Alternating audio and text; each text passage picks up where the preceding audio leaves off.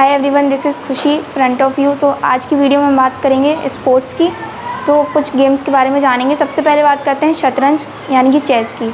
तो शून्य की अवधारणा और मूल सिद्धांत परमाणु के अलावा बहुत सारे आविष्कार किए गए हैं।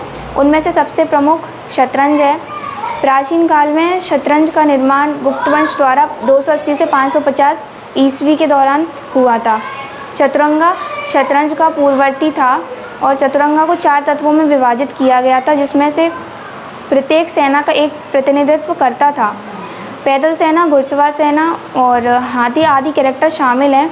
यह एक लोकप्रिय मानसिक खेल भी बन गया, जिसने फारस में अपना रास्ता बना लिया और फिर फारसी साम्राज्य ने इसे एक खेल में जे बदमाश और विषभ, सूरवीर रानी और राज्य के रूप में अनुकूलित किया। अब बात करते हैं हम कबड्डी की। तो जब मैदान पर खेलों की बात आती है तो राष्ट्र को एक महत्वपूर्ण योगदान देने का श्रेय दिया जाता है। प्राचीन काल में विश्व प्रसिद्ध कबड्डी का आविष्कार किया गया था। ऐसा माना जाता है कि कबड्डी का आविष्कार वैदिक भारत में हुआ था, जबकि यह भी माना जाता है कि भारत के पश्चिमी हिस्से में रहने वाली प्राचीन समुदाय यादवों द्वारा इस खेल को बड़े प्यार से खेला जाता था।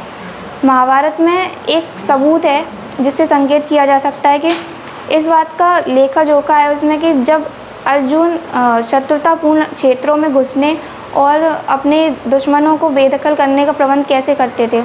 हालांकि यह काफ़ी हद तक कबड्डी के खेल के रूप के अनुरूप है। अब बात करते हैं हम कुश्ती या पहलवानी की।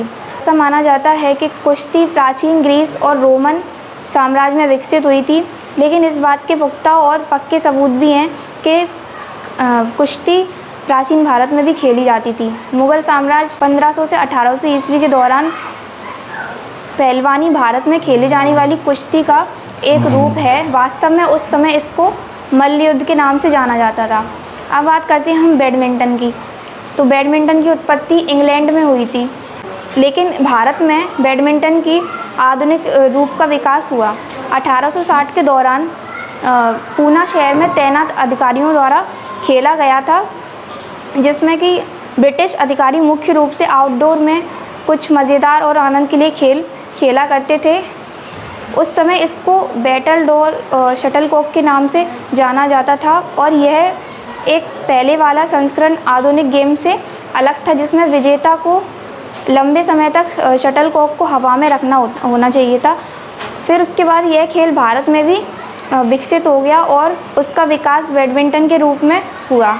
इसके अलावा अन्य खेल जैसे कि kho kho, carrom, martial art और कलारी पयटू जैसे खेल भी भारत में पाए जाते हैं। तो आज की वीडियो में इतना ही। मैं मिलती हूँ नेक्स्ट वीडियो में, कुछ और गेम्स के बारे में जानेंगे। तब तक के लिए स्टडी विद हैप्पीनेस। जय हिंद, जय भारत।